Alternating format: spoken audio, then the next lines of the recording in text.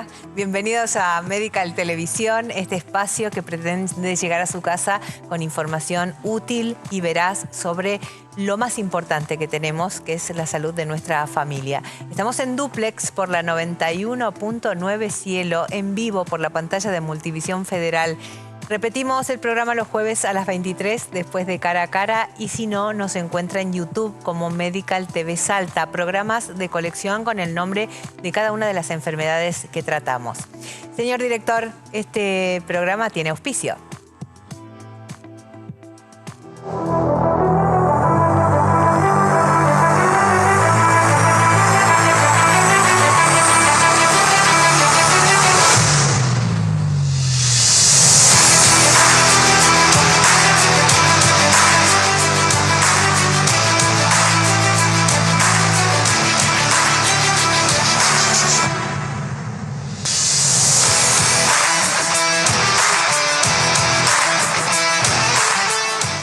Y hoy vamos a dedicar el programa a hablar de los intestinos. Para eso está con nosotros el doctor Facundo Ulibarri. ¿Cómo le va, doctor? Gastroenterólogo. ¿Qué tal, Nora? Vamos a hablar de colitis ulcerosa a pedido de nuestros televidentes. Un tema que es poco frecuente, pero que nos han pedido mucho y por lo tanto quisimos avanzar con usted en este tema. Pero el objetivo y el espíritu de este programa es hablar en general de la salud de los intestinos. Por eso en el siguiente bloque vamos a contar con la presencia de la licenciada Lorena Páez, con quien vamos a hablar de con qué tipo de alimentación vamos a cuidar a esos intestinos, ¿no? Perfecto. Decíamos, doctor, es una enfermedad poco frecuente la colitis ulcerosa. Sí, es verdad, es una enfermedad poco frecuente que si bien existen casos, y en Salta también tenemos, y en el país también, es una enfermedad crónica.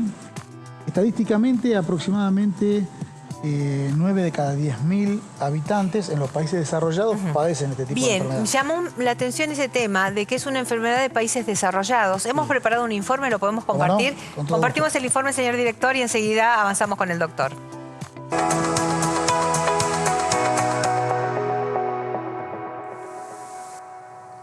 La colitis ulcerosa es una enfermedad crónica que causa inflamación y úlceras en el revestimiento interno del colon y el recto. Es un tipo de enfermedad inflamatoria intestinal que es diferente del síndrome de intestino irritable. Los síntomas de la colitis ulcerosa pueden variar, pero los más comunes son las diarreas frecuentes, dolor y calambre abdominal, urgencias para defecar, pérdida de peso, fatiga, fiebre y anemia. La causa exacta de la colitis ulcerosa no se conoce, pero se cree que es una combinación de factores genéticos ambientales y una respuesta anormal del sistema inmunológico. En las personas con colitis ulcerosa, el sistema inmunológico ataca por error el tejido del colon. Vivir con esta enfermedad puede ser desafiante. Los brotes pueden ser impredecibles y afectar las actividades diarias. Es importante trabajar con un médico para encontrar el tratamiento adecuado y manejar el estrés, ya que puede empeorar los síntomas. La colitis ulcerosa es una enfermedad crónica que requiere atención médica continua. Con el tratamiento adecuado, muchas personas pueden llevar una vida activa y saludable. Esta enfermedad afecta aproximadamente a 1 o 2 personas de cada 1000 en Estados Unidos y Europa. La prevalencia varía en diferentes partes del mundo, siendo más común en países desarrollados. Aproximadamente entre el 10 y el 25% de las personas con colitis ulcerosa tienen un familiar cercano con una enfermedad inflamatoria intestinal, lo que sugiere un componente genético significativo. Las personas con colitis ulcerosa pueden experimentar una reducción en la calidad de vida debido a los síntomas y las complicaciones de la enfermedad. Sin embargo, con el tratamiento adecuado, muchos pacientes logran mantener una vida activa. Estas estadísticas ayudan a entender la magnitud y el impacto de la colitis ulcerosa en la población general, subrayando la importancia de la investigación y el tratamiento continuo para mejorar la calidad de vida de los afectados. Doctor Ulibarri, antes de empezar con el desarrollo de esta información, ¿tener diarreas permanentes es normal? No. Hay una consistencia de la materia fecal, la cual es considerada normal, que nos permite tener una calidad de vida y un desarrollo durante la vida fuera de casa en forma óptima. Y cuando esa consistencia de la materia fecal se ve afectada, en este caso, como comentabas, mayor cantidad de agua líquida, eso genera problemas. Entonces, digamos que los dos extremos pueden ser perjudiciales. Pedimos disculpas, sabemos que están en el mediodía en muchos hogares, pero es un tema fundamental. Saber que de la consistencia depende el estado de salud que vamos a tener es un dato importante, ¿no? De hecho, hay cuadros que describen, que lo vamos a entrar en detalle, pero la forma de la materia fecal en una escala que permite, por ejemplo, distinguir los grados de constipación, etc. Claro. Ahora, pero es importante lo que vos decís con respecto a la diarrea, si es algo natural o normal tener diarreas. Y hay personas que sufren como esta enfermedad, una enfermedad crónica. Crónico, hablamos los médicos cuando una enfermedad es crónica, cuando uno la evoluciona a lo largo de los años, ¿no? Y cuando una enfermedad en un paciente se ve afectado durante años y no consultó, quizás considera como natural evacuar varias veces al día y en forma inconsistente, líquida. Y ya lo considera normal hasta que en un momento dado, o por inquietud propia o por recomendación de algún amigo familiar, consulta al médico y se da con que eso no es normal tener ese tipo de deposiciones. Bien, ahora, ¿la materia fecal de la colitis ulcerosa incluye sangre también o no? Claro, tiene otras características, ¿no? Que son deposiciones líquidas, frecuentes, generalmente con sangre o moco, mucosidad, y que incluso muchas veces tienen, por irritación de una parte del intestino, que es el recto, la parte baja del intestino grueso, por irritación de esa zona, sensación como de querer evacuar, se sientan en el baño y no evacúa absolutamente nada, o solo evacúa pequeñas cantidades de sangre y moco. De hecho, le llamamos esputos rectales, como expectorar sangre cuando uno tiene alguna infección pulmonar, pero a través del recto. Es por la irritación que tienen justamente de esa zona. Bien. Ahora, doctor, ¿cuál es el tratamiento que se realiza en el caso de que el profesional médico haya diagnosticado precisamente colitis ulcerosa? Bueno, primero saber que es una enfermedad que no tiene un tratamiento curativo. Es decir, que el paciente va a sufrir esta enfermedad a lo largo de los años. El objetivo del tratamiento tiene, por un lado, mejorar la calidad de vida del paciente, tratando de evitar o de disminuir el número de brotes o crisis que le llamamos, que son las crisis, las llamamos a los momentos donde el paciente está muy sintomático, con actividad inflamatoria del intestino, con desarrollo de úlceras, porque se va lastimando el intestino y eso genera dolor, distensión, flatulencia, deposiciones diarreicas y sangre, hasta síntomas mucho más severos. Digamos que entonces el tratamiento está orientado a generar una remisión de esas crisis, ¿no? Y mantenerla así el mayor tiempo posible, mejorando de esa forma, como decíamos, la calidad de vida del paciente. Entonces el tratamiento es muy variado, desde medicamentos que llamamos como antiinflamatorios intestinales, salicilatos, etcétera, hasta algunos que van a afectar o influyen, mejor dicho, sobre el sistema inmunológico, porque tenemos en cuenta que esta enfermedad tiene mucho que ver con la parte inmunológica del paciente. Claro. De hecho, hay una alteración inmunológica que, junto a otros factores, como factores genéticos, ambientales, etcétera, terminan desarrollando esta enfermedad. Bien, ahora, doctor, los intestinos tienen que ver mucho con lo inmunológico, ¿no? Claro, en general. Por supuesto, sí. Por supuesto que sí, tiene que ver como barrera, sobre todo, y cuando se ve alterado este factor, entonces este equilibrio, ¿no?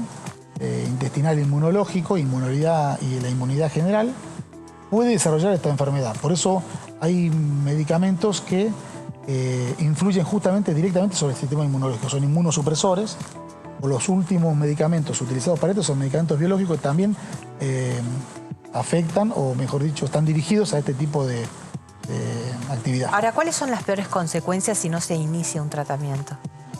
Bueno, esta enfermedad, que junto con otra enfermedad inflamatoria, porque las enfermedades inflamatorias del intestino son dos. Una es la colitis ulcerosa y la otra es la enfermedad de Crohn. Son dos enfermedades que afectan el aparato digestivo, en el caso de la colitis ulcerosa solo el colon, y que tiene complicaciones, las dos, que pueden ser desde leves a serias, ¿no? Sobre todo las más frecuentes, anemia, complicaciones como dolor, úlceras del intestino, ¿no? Bien. Pérdida de peso. Claro.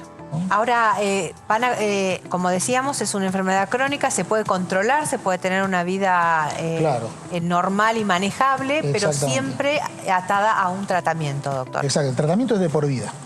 ¿No? No es como otra enfermedad que uno la trata, o una úlcera de estómago, porque también es una úlcera, es una llaga del estómago, y uno tratando la úlcera es curativa, digamos. Depende de la causa de la úlcera del estómago, se puede curar. Esta no.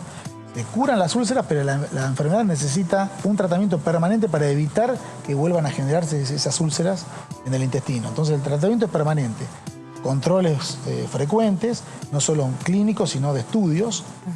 ¿No? Los estudios más importantes de los pacientes con las enfermedades inflamatorias, como colitis ulcerosa, por ejemplo, es la endoscopía colónica, la colonoscopía, con una frecuencia que el médico gastroenterólogo le recomienda, ¿no? Para determinar la remisión de la enfermedad, ¿no? La respuesta al tratamiento, y para evitar las complicaciones más serias. La más seria de todas sería el desarrollo de cáncer de colon. Bien, ahora tenemos que entrar en ese tema, doctor. Le voy a recordar a nuestros televidentes que estamos en el 11 26 090909 para hacer consultorio virtual. Cualquier inquietud que tenga acerca de la salud de los intestinos, aprovechemos que está el doctor Ulibarri con nosotros. ¿Cada cuánto una persona debería realizar control de los intestinos? Y le pregunto esto porque yo pasé los 50 y nunca me hice ningún control. Claro. Bueno, es importante la medicina preventiva. En el caso del gastroenterólogo, la prevención más importante que debemos realizar es la prevención del cáncer de colon. Cáncer de colon, como muchas personas saben, pero es importante estar informado, es un cáncer muy frecuente en nuestra población, sin complicarlos con números, ni porcentajes, ni nada, pero sabemos que es un cáncer muy frecuente en la población por distintos factores que tenemos, y que se puede prevenir, que esa es la parte importante. Entonces, hay cánceres que no podemos prevenirlos, ¿no? O sea, aparecieron y aparecieron, pero hay otros como, bueno, las mujeres ya saben, de mama, cuello de útero, de próstata de hombre, etcétera, tienen un método para prevenir o diagnosticar precozmente la enfermedad. En el caso nuestro del colon, es la colonoscopía principalmente, aunque se pueden hacer otro tipo de estudios, pero finalmente la colonoscopía es el método más sensible para detectar los precursores del cáncer de colon. Me voy a detener un minuto acá porque muchas veces hemos hablado de la colonoscopía y no hemos dado detalles de la colonoscopía. ¿Cuánto tiempo me va a llevar un estudio de colonoscopía? Bueno, el estudio en sí dura alrededor de 20 minutos, el estudio en sí. Sí. ¿No? Por supuesto que se puede extender un poco más o menos según la complejidad del estudio, la necesidad de sacar pólipos o no, etcétera. Ahora, el paciente cuando se aboca a una colonoscopía debe saber, y eso se lo explicamos, depende del horario en que se haga el estudio, debe saber que varias horas antes o la tarde-noche anterior al estudio debe tomar unos medicamentos que son purgantes, limpieza del intestino, que eso lo tiene que tener en cuenta por sus actividades, etc. Sí. Y si bien el estudio, como yo te decía, son 20 minutos más la recuperación anestésica, en total quizás esté dentro de la clínica alrededor de 1 hora como máximo, debe saber que esa mañana debería volver a su domicilio, descansar, ya poder retomar su alimentación. Pero esa mañana no recomendamos que tenga una actividad importante. Porque va a tener como una anestesia. Claro, va a estar en buenas condiciones, pero como está recuperándose de una anestesia. ¿Y cómo es la anestesia en ese caso? La anestesia es por vía endovenosa. ¿No? Son los anestésicos, actualmente muchas veces las personas tienen recuerdos de otras anestesias que generan descompostura al despertar, etc. Claro. Ninguno de estos anestésicos actuales son muy seguros y no generan en general ningún síntoma posterior, al contrario, se despiertan en forma placentera. Generalmente, por supuesto, que no reconocen haber tenido ningún malestar durante el procedimiento. Ahora, doctor, es una cámara que ingresa por el colon. Exacto. La endoscopía en sí, cualquier tipo de endoscopía, consiste en este caso en un tubo que tiene una cámara y una luz en el extremo y que se introduce a través del recto en este caso. Bien. Para poder estudiarlo perfectamente se prepara, por eso decíamos, de tomar una dieta el día anterior, tomar unas purgas en un horario determinado, y eso permite explorar en forma detallada todo el intestino grueso. Bien. Si hay que hacer algún procedimiento, ¿en ese momento se hace o se pauta en otro momento? No, en general tratamos de resolver la necesidad de sacar pólipos, por ejemplo, tratamos de resolverlo en el momento. O una biopsia, ¿no? O una biopsia, o en el caso de que ser un pólipo de mayor tamaño requiera un material diferente o muy específico, bueno, se lo programa en alguna algunas semanas o Bien. días posteriores. ¿Se recomienda entonces cada cuánto tiempo hacer una colonoscopia? Porque es un estudio para el que debemos prepararnos, ¿no? Bien. Decíamos un día, por ejemplo. Bien, como sabemos que el cáncer de colon es una patología frecuente, también se estudió a qué edad empieza a aparecer. Y los precursores del cáncer, los pólipos, que son las verruguitas que crecen en el intestino y que a lo largo de los años van a degenerarse, así le explicamos a los pacientes, y van a desarrollar el cáncer. Se sabe que a partir de los 50 años, pues ese era el primer estudio que se había publicado, a partir de los 50 años estos pólipos empiezan a aparecer, por eso esa era la edad de comenzar el screening o el estudio preventivo. Actualmente ya hay estudios que recomiendan adelantar los 5 años, ¿no?, al estudio de colonoscopía para la prevención del cáncer de colon. Eso es diferente cuando uno tiene un antecedente familiar de cáncer de colon. Esto sería para la población general. Sí. Si uno tiene un antecedente familiar de cáncer de colon o pólipos, los estudios se adelantan aún más a esa edad. Bien. Doctor, tengo muchas preguntas y tiene usted muchos pacientes en la sala de espera. ¿Podemos responder algunas preguntas? Buenas tardes. Le quieren preguntar al doctor Ulibarri. Tengo divertículos. ¿Tomo trimebutina? Siempre lo tengo para tomar, dice. Y le pregunta si siempre lo tiene que tomar. Es Vicky. Muy bien, bueno. Primero Vicky tiene que saber que los divertículos en general son asintomáticos hasta que se inflama alguno y genera una patología que se llama diverticulitis. Es bastante común tener divertículos y un pequeño grupo de pacientes desarrolla algún tipo de síntomas por inflamación diverticular. Si ella toma trimebutina, probablemente se la haya dado su médico por otra patología muy frecuente, que no tiene nada que ver con los divertículos, que es el síndrome de intestino irritable. Cuando el intestino irritable está activo con síntomas, ese es el momento de tomar la medicación, la trimebutina que toma. Si está sintomática y no siente ninguna molestia, no debería estar tomando en forma sistemática todos los días ese tipo de medicamentos. Qué buen dato, doctor, que no tome entonces si no... Por supuesto que siempre consultarlo con su médico. Claro, lo decimos siempre, porque no vivimos en el medio del cerro, sino vivimos en la ciudad y podemos concurrir. Por supuesto que siempre le damos pautas al paciente para que no esté viendo todos los días. Claro. Entonces, bueno, pero ahora le estamos dando la pauta de que no estaría bien esa medicación para lo que dice que tiene, entonces debería consultar. Exacto. Acá hay alguien que le pregunta si...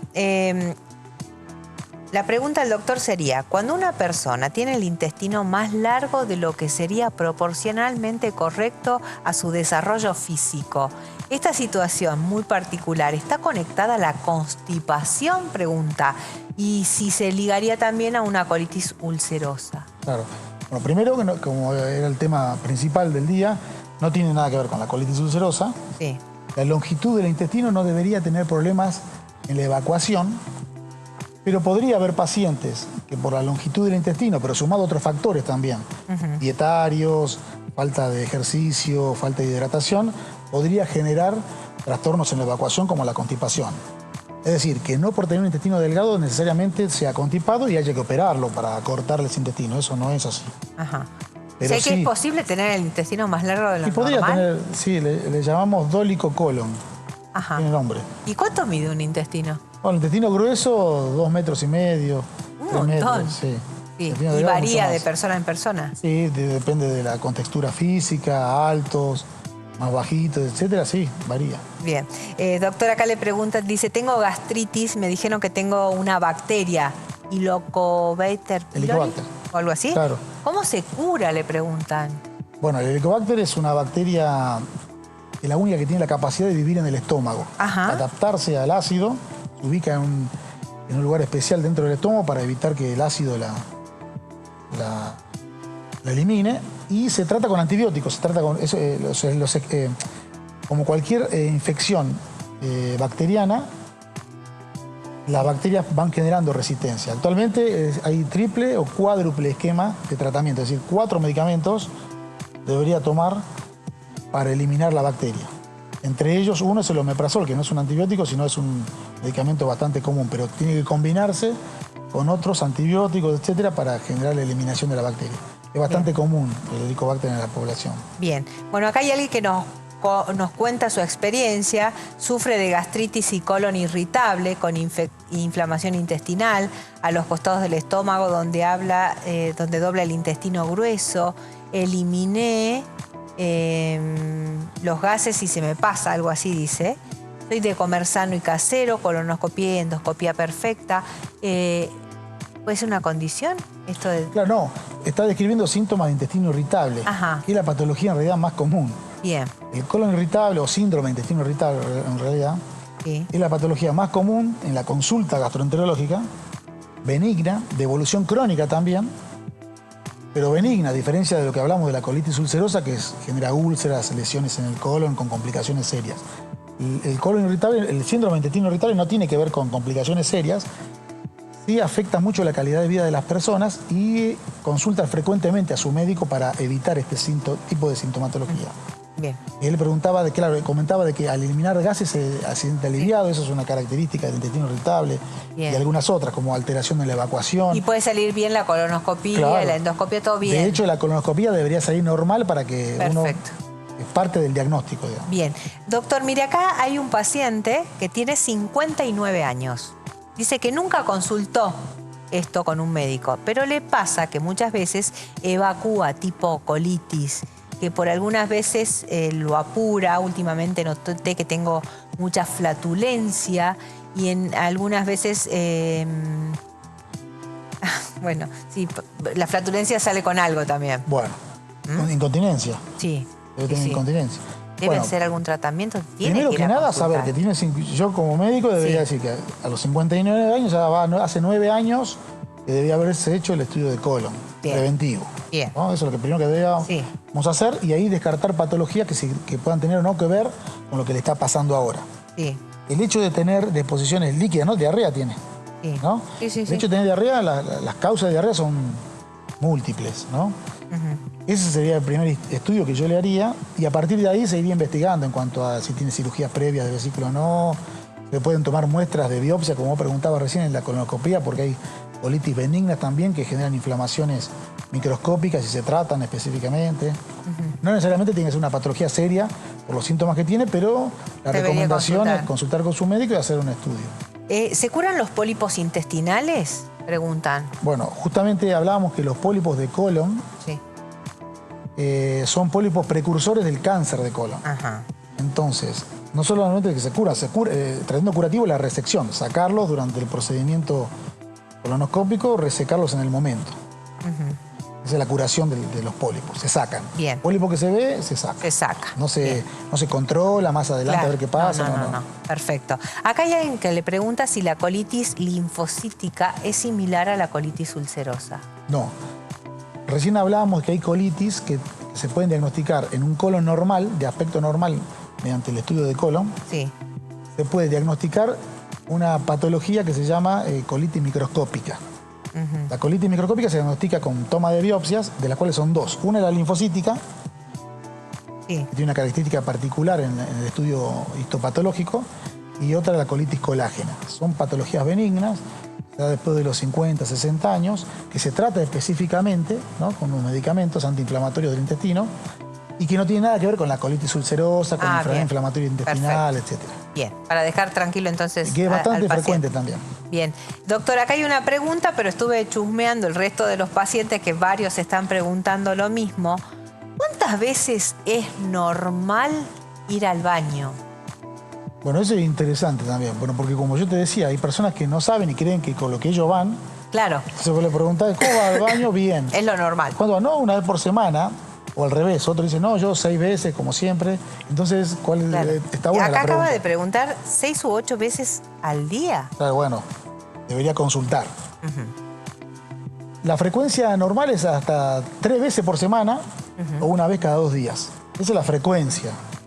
Pero también debería tener una consistencia especial, porque uno puede ir todos los días al baño, ¿no? Pero con una consistencia o muy líquida o muy sólida, que tenga que hacer un esfuerzo evacuatorio. Entonces la evacuación debería ser placentera, sin esfuerzo, sin lastimarse, sin dolor, con la frecuencia esa, cada 2 días o 3 veces por semana. Eso Bien. sería lo normal. Bien. Hace unos días hubo una suerte de polémica en la radio por otro tema, que con el advenimiento de la tecnología y los nuevos dispositivos, las personas estamos muchas horas o mucho tiempo en el inodoro, Sí. ¿no? ¿Cuánto malo es eso? No.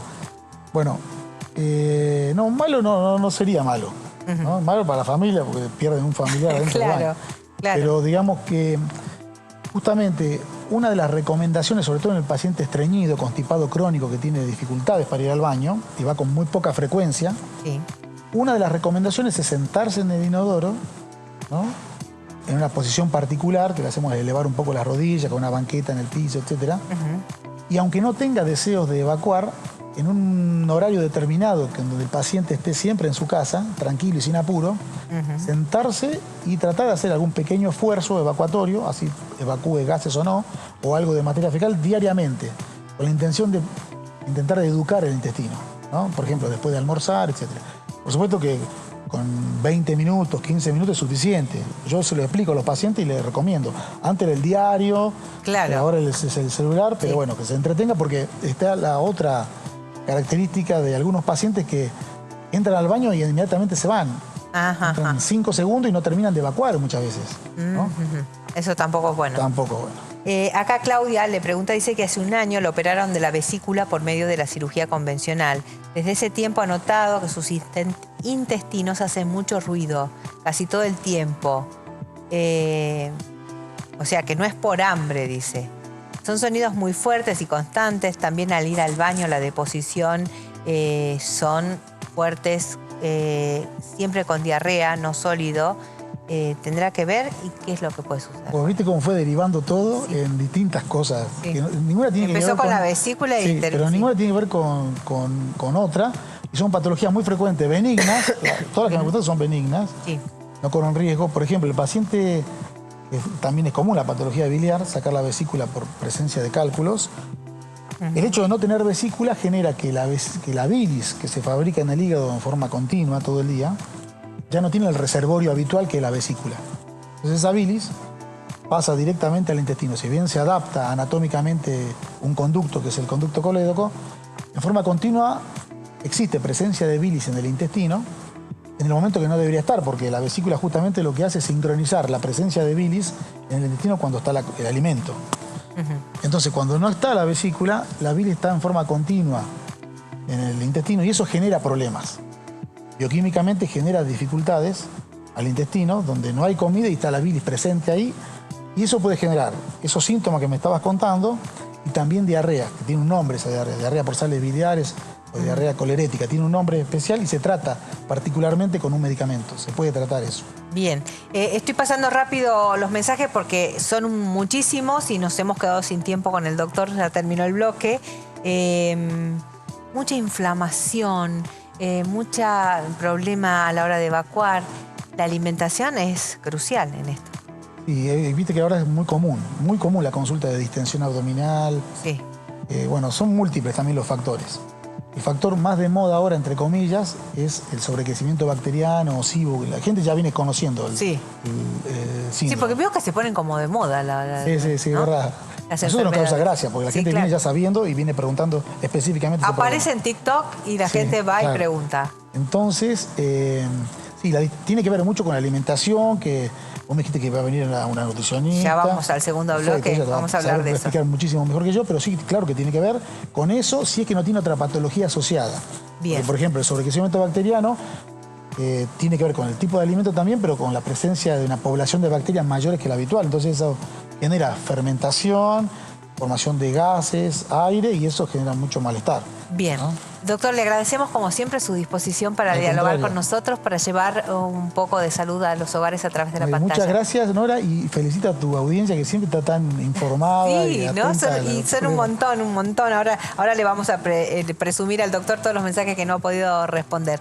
Nosotros vamos a hacer una pausa. Preparen sus preguntas porque viene la licenciada Páez que va a despejarnos todas las dudas acerca de tener una alimentación para cuidar la salud de los intestinos. Ya volvemos.